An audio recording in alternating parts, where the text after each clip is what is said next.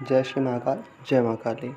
आप सभी साधकों का, आप सभी मित्रों का हमारे इस यूट्यूब चैनल में हार्दिक स्वागत, हार्दिक अभिनंदन है। आज हम जिस विषय के ऊपर चर्चा करने वाले हैं वह बहुत ही अद्भुत, अपने आप में बहुत ही दिव्य विषय है, दिव्य स्तोत्र है। आज हम चर्चा करने वाले हैं माँ भगवती के 32 नामों के बारे में, दुर्गा 32 नामावली के बारे में। दुर्गा 32 नामावली अपने आप में एक बहुत ही विशिष्ट स्थान रखता है देवी की साधना के लिए। जैसा मैं क्यों बोल रहा हूँ कि देवी की साधना के लिए विशिष्ट स्थान रखता है, क्योंकि भगवती की उपासना के लिए जितने भी स्तोत्र इत्यादि हैं वो अधिकतर शिव जी के द्वारा प्रदान किए गए हैं, शिव जी के द्वारा बताए गए हैं। लेकिन ऐसे बहुत ही कम स्तोत्र हैं, बहुत ही कम ऐसे जो है उपाय हैं जो स्वयं माँ भगवती के द्वारा जन कल्याण के लिए, जन समूह के कल्याणार्थ दिए गए हैं।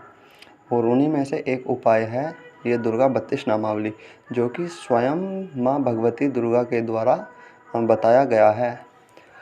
सिद्ध कुंजिका स्तोत्र है, दुर्गा अष्टोत्तर शतनाम है, दुर्गा सहस्त्र नाम है। ये सभी शिव जी के द्वारा प्रदान किए गए हैं या अन्य कहीं इनका वर्णन है।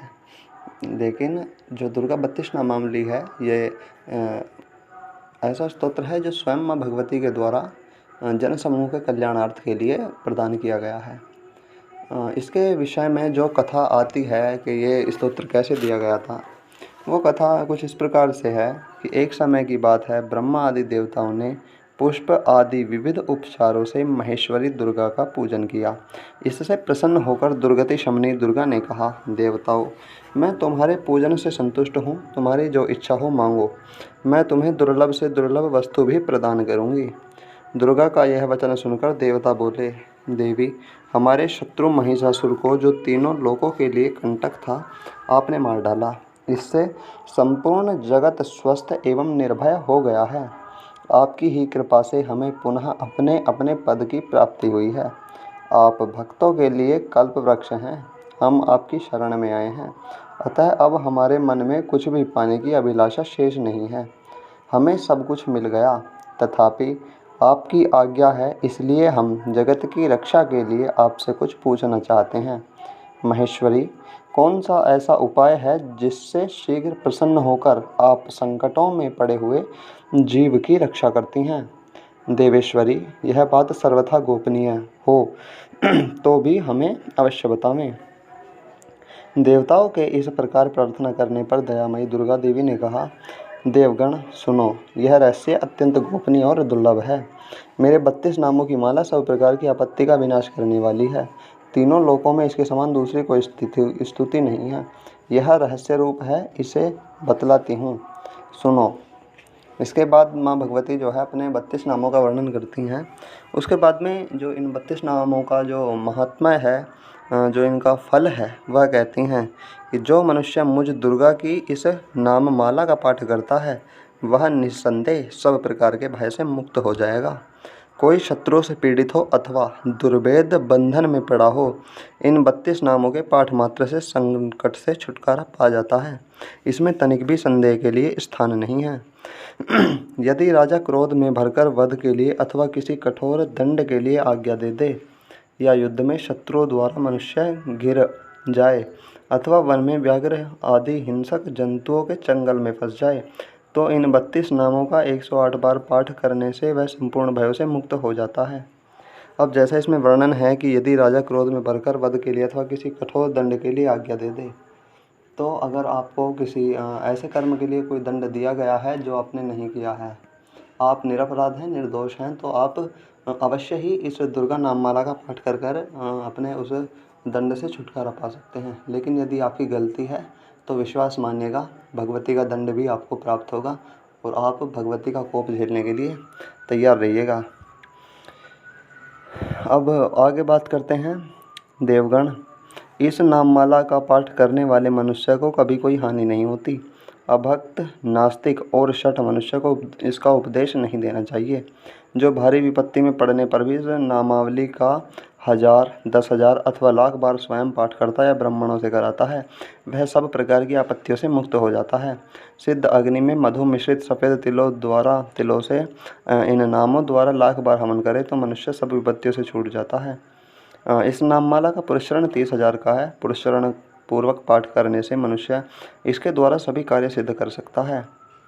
तो इस प्रकार से जो है इसके पुरस्चरण की विधि भी इसमें बताई गई है कि 30,000 पाठ करने से जो है यह स्तोत्र सिद्ध होता है और उसके पश्चात में जो है आप अपने समस्त कार्य इस स्तोत्र की ऊर्जा से सिद्ध कर सकते हैं। इसकी उपासना में जो इसके पाठ की विधि है, इसमें भगवती ने अपना जो है प्रतिमा के विषय में जो वर्णन दिया है वो कुछ इस प्रकार है कि मेरी सुंदर मिट्टी की अष्टभुजी मूर्ति बनावे, आठों भुजाओं में क्रमशः गदा, खड्ग, त्रिशूल, बाण, धनुष, कमल, खेट और मुग्दर धारण करावे। मूर्ति के मस्तक में चंद्रमा चिन्ह हो, उसके 3 नेत्र हों, उसे लाल वस्त्र पहनाया गया हो, वह सिंह के कंधे पर सवार हो और शूल से महिषासुर का वध कर रही हो।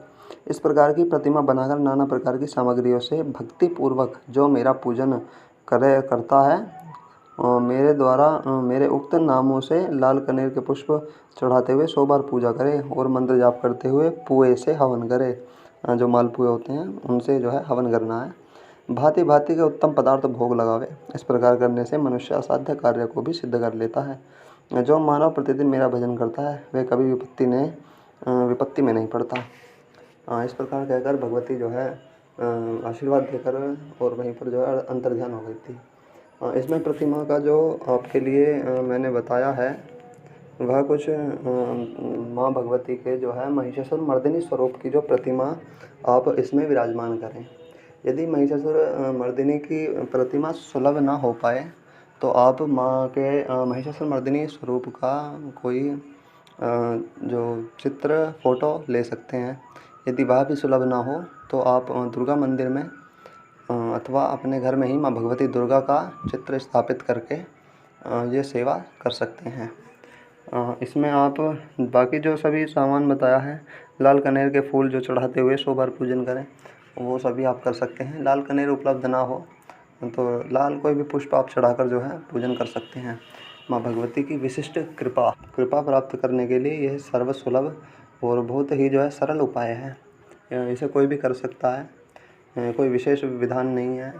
फिर भी लाल वस्त्र धारण करके, लाल आसन हो और पूर्व अथवा उत्तर दिशा की तरफ मुँह करके श्रद्धापूर्वक भगवती की सेवा के लिए एक घी का दीपक जलाकर, सुगंधित धूप जलाकर, रुद्राक्ष की माला से, रुद्राक्ष की अथवा लाल चंदन की माला आप प्रयोग में ले सकते हैं। माला पर आप इसका जाप करें। जैसा कि इसमें आया है कि इसका पुरस्चरण 30,000 पाठ का है, तो आप नित्य 1000 पाठ करके 30 महीना 1 मास में भी जो है इसकी सिद्धि कर सकते हैं। आप इसकी सिद्धि प्राप्त कर सकते हैं। और यदि आप इतने पाठ नहीं कर सकते हैं तो कम से कम नित्य 108 बार पाठ अवश्य करें, क्योंकि स्तोत्र बहुत अधिक बड़ा नहीं है, इसलिए पाठ करने में ज़्यादा समय नहीं लगेगा आपका। 40-45 सेकंड में एक पाठ सरलतापूर्वक कोई भी कर सकता है। हालांकि शुरू में हो सकता है समय अधिक लगे, लेकिन धीरे धीरे पाठ का अभ्यास होने पर आप सरलतापूर्वक इसका 40 सेकंड के लगभग आप पाठ कर सकते हैं। इसके पाठ से पूर्व गणेश पूजन, शिव पूजन और अपने कुल इष्ट शक्तियाँ आपकी जो भी हैं, पितृदेव का, क्षेत्रपाल महाराज का, इन सभी का नाम लेवें। भगवती को लाल जो है या तो मेवे का भोग या फिर लाल रंग की मिठाई का आप भोग लगाएं।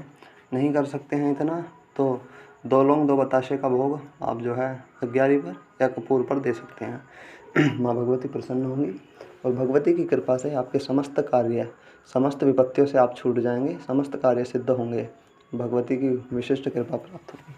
अब आइए इस स्तोत्र के विषय में जान लेते हैं। जो माँ भगवती के 32 नाम हैं उनका पाठ मैं आपको सुना देता हूँ।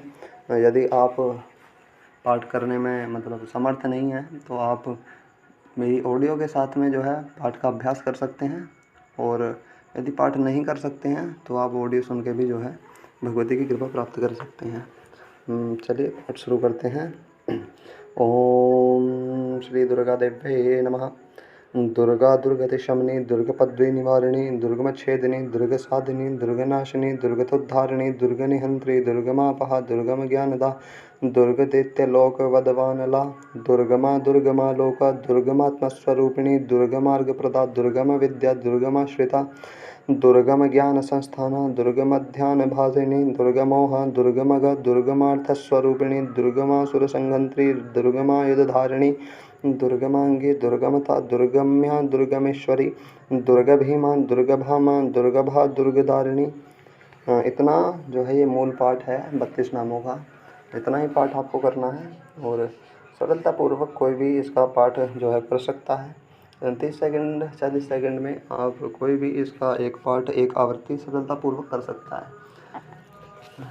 तो यही इसकी पूजन विधि है। पाठ करने के बाद में जो है माँ भगवती की जो है आरती करें और माँ भगवती को जो है जप समर्पित करें और भगवती से प्रार्थना करें कि वो आपके द्वारा की इस सेवा को स्वीकार करें, गलतियों के लिए क्षमा याचना करें और श्रद्धापूर्वक भगवती का ये अनुष्ठान आप जो है शुरू करें। ब्रह्मचर्य इसमें अति आवश्यक है।